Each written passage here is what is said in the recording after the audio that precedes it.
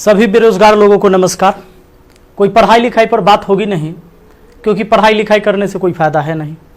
पढ़ाई लिखाई करा के ही क्या करेंगे जब आपको रोजी रोटी हो ही नहीं सकता आपके पढ़ाई लिखाई से।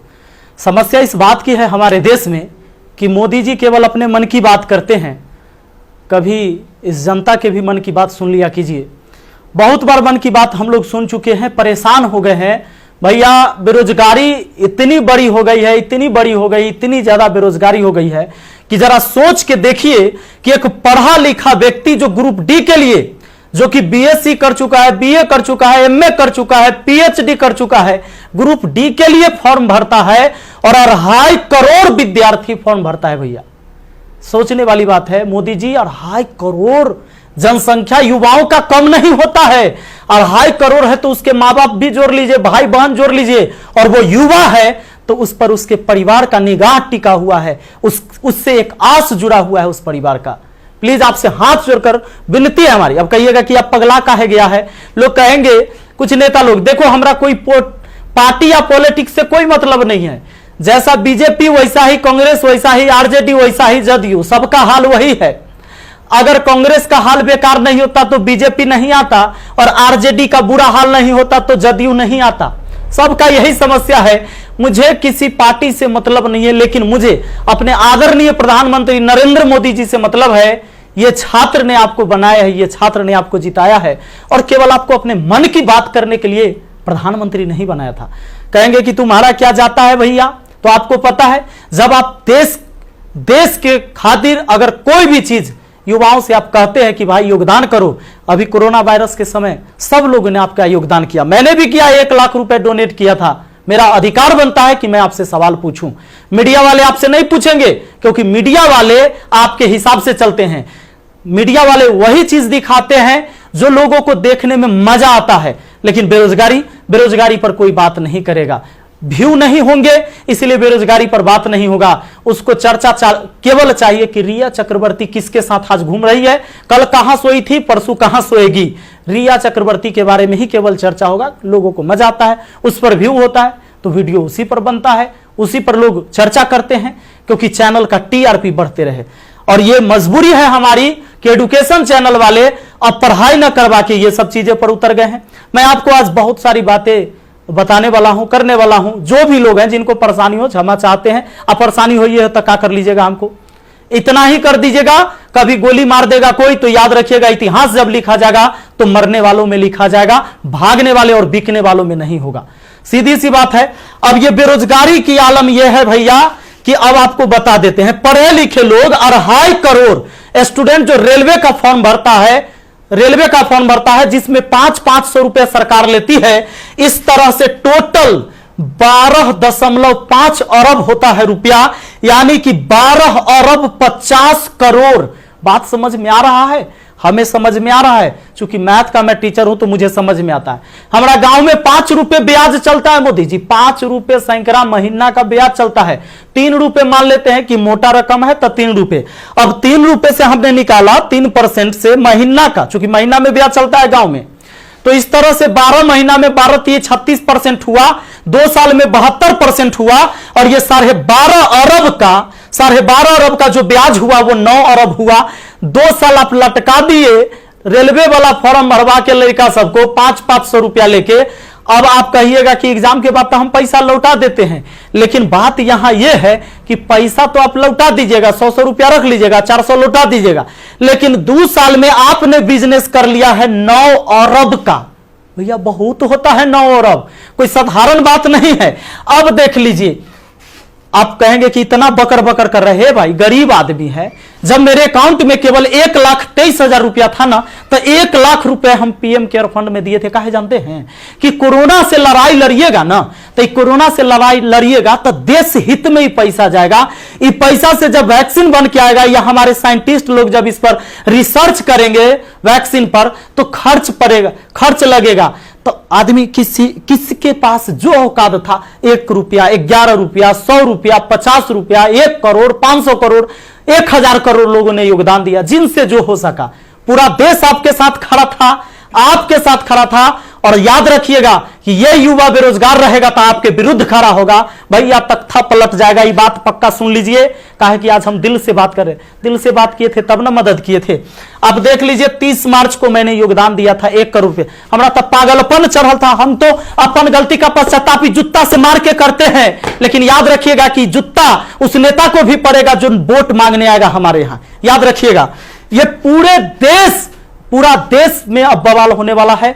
अगर सही टाइम से एग्जाम नहीं लीजिएगा, युवाओं को रोजगार नहीं मिलेगा, तब आपके मन की बात नहीं होगी हमेशा, ये जनता के भी मन की बात होनी चाहिए। यहां पर आप नहीं, आपको पता चले तो जिन लोगों को बुरा लगता होगा सर्च कर लीजिएगा, प्रधानमंत्री राहत कोष में 1 लाख रुपए का योगदान दिया। मैथ मस्ती लिखिएगा, ये लाइन लिखिएगा, मैथ मस्ती लिखिएगा, जरूर आ जाएगा, आपको पता चल जाएगा। हमारा घर भी करकट का है और फिर भी अकाउंट में 1,23,000 था, 1 लाख रुपया डोनेट किए थे ताकि हमारे देश में खुशहाली आए और इस कोरोना वायरस से हमारा देश लड़े। ए भाई, वो बच्चा के पैसा दिया हुआ है, जो हम पढ़ाते हैं ना, वो वीडियो देखता है ना, वो व्यू होता है, उसे पैसा आता है, वो पैसा हम आपको दिए थे, पाप लगेगा ना? तो तनी ध्यान दीजिए यहां पर। ये देखिए, कहते हैं कथी कि स्थानीय खिलौने बनाकर आत्मनिर्भर भारत बनाइए। खिलौना तो हम बनल है, जैसे मन होता है आप खेल रहे हैं, जो आप कह रहे हैं लोग वही कर रहा है। अब हम कौन खिलौना बने? खिलौना तो जनता बन चुका है आप लोगों का। ये हमारे मोदी जी थे, ये हमारे नीतीश बाबू हैं। इनका चाल सुनिएगा, इनका चाल क्या है। अभी जब चुनाव आने वाला है तो बिहार पुलिस के बहाली निकाल देंगे, बिहार पुलिस के बहाली निकाल देंगे तो भारी संख्या में एग्जाम को करवा लेंगे, रिजल्ट नहीं देंगे। अब एग्जाम दे के लड़का फसल है कि अगर नीतीश जी नहीं आते हैं तो फिर आगे रिजल्ट नहीं आएगा, कोई ना कोई बवाल। चूंकि बिहार में कोई एग्जाम जो है ये ना है कि साफ सुथरा से हो। आप देख रहे हैं बिहार एसएससी का एग्जाम कितना साल में हुआ है, आदमी बूढ़ा गया, जवानी में दिया था एग्जाम और रिजल्ट आते थे बूढ़ा जाएगा। अब चूंकि बिहार में एग्जाम ऐसी होता है तो ये क्या होगा कि रिजल्ट होगा चुनाव के बाद, मजबूरन फिर नीतीश कुमार जी को चुनेंगे, शिक्षक के बहाली आ जाएगा, बिहार पुलिस के बहाली आ जाएगा, सारे बहाली, दरोगा सब के बहाली आएगा। ये कब होगा? चुनाव के टाइम में भैया। तो नीतीश जी का जो ये था, इसमें इन्होंने कहा कि नल जल का रख रखाव करने के लिए वार्डों को 2-2 हजार रुपया मिलेगा। हे प्रभु, ये 2-2 हजार कहला दे रहे हैं, नल जल के दशा दिखा दें। 33,000 करोड़, 33,000 करोड़ रुपया आपने बिहार में नल जल पर खर्चा कर दिया। आज आपको असलियत हम दिखाते हैं, इस वीडियो में देखिएगा आप लोग जरूर। इस वीडियो को इतना शेयर करिएगा कि मुख्यमंत्री से लेकर प्रधानमंत्री तक पहुंचना चाहिए, बिल्कुल पहुंचना चाहिए कि हमारे जहां से हम हैं वहां की स्थिति आपको दिखा देते हैं कि नल जल का स्थिति क्या है। बेरोजगारी तो भैया आपने ऐसी पहुंचा दिया है यहां पर कि लोग अब कुछ करने लायक नहीं है। आप अगर आत्मनिर्भर बनाना था, खिलौना बनाना ही था, ये कहेला पढ़वा रहे हैं, शुरू से खिलौने बनवाते। कहेला 500-500 रुपया लेके फॉर्म भरवा लिए और 2 साल में 9 अरब आप ब्याज कमा लिए। प्रभु क्षमा कीजिए, प्रभु इस पर कोई उपाय कीजिए, वरना आपकी तख्ता पलट जाएगी। और सारे विद्यार्थी, जितने भी छात्र हैं, मैं आप सबसे अपील करता हूं, इस वीडियो को शेयर करिए, जितना ज्यादा शेयर हो। और सारे एजुकेशन चैनल वाले जितने भी हैं, चूंकि आपके मीडिया नहीं दिखाएगा, विद्यार्थी का दर्द कोई नहीं समझ पा रहा है, वो वही चीज दिखाएगा जो सरकार चाहती है। हमारे सारे भाई बंधु जितने भी वाईफाई स्टडी एग्जामपुर है, अभिनव शर्मा है, राकेश यादव सर है, जितने भी लोग हैं जो भी वीडियो बना रहे हैं बहुत अच्छा कर रहे हैं, सभी को हाथ जोड़कर तहे दिल से मैं धन्यवाद देना चाहूंगा। क्योंकि ये इस विद्यार्थी जो बेरोजगार है ना, उसी के वजह से हमारा रोजगार है, यही बात सच्चाई है। और इसीलिए हम इनके लिए लड़ेंगे, चाहे जो हो जाए। धरना प्रदर्शन होगा, पूरे देश में धरना प्रदर्शन होगा। और जहां ये 2.5 करोड़ विद्यार्थी सड़क पर उतर गया तो सुन लीजिए, ये बिहार से लेकर दिल्ली तक हिलेगा, ये बात निश्चित है। एक साथ हम हैं, सबके साथ हैं। सारे छात्र आंदोलन करने के लिए तैयार रहिए। एसएससी टाइम से एग्जाम नहीं लेती है। एक तो आप वैकेंसी ही कम निकालते हैं, अब वैकेंसी कम निकालते हैं तो जो निकालते हैं ओकर तक कम से कम एग्जाम ले लीजिए, सही से रिजल्ट ले लीजिए, सही से रिजल्ट दीजिए और एग्जाम सही से ले लीजिए, टाइम से ले लीजिए। एक शेड्यूल बना दीजिए, जैसे मैट्रिक का एग्जाम होता है, 12th का एग्जाम होता है कि इस महीने में होगा, इस महीने में रिजल्ट होगा। उसी तरह एसएससी का भी एग्जाम होना चाहिए, रेलवे का भी एग्जाम होना चाहिए। आपको जितने सीट पर लेना है, लेकिन इसका एक टाइम फिक्स होना चाहिए। कितने इस महीने में एग्जाम होगा, इस महीने में रिजल्ट आएगा, इस महीने तक ज्वाइनिंग होगा, ताकि अंधेरे में लोग ना जिए। हे प्रभु, ये पाप लगेगा अगर इस युवाओं के साथ गरीब के बच्चा ना जनरल कंपटीशन की तैयारी करता है, आर्मी की तैयारी करता है, गरीब के बच्चा जाता है। कम से कम एकरा साथ इतना अन्याय ना कीजिए। ये पाप का घड़ा भर चुका है। मैंने अपने सर पर जूता मारा है।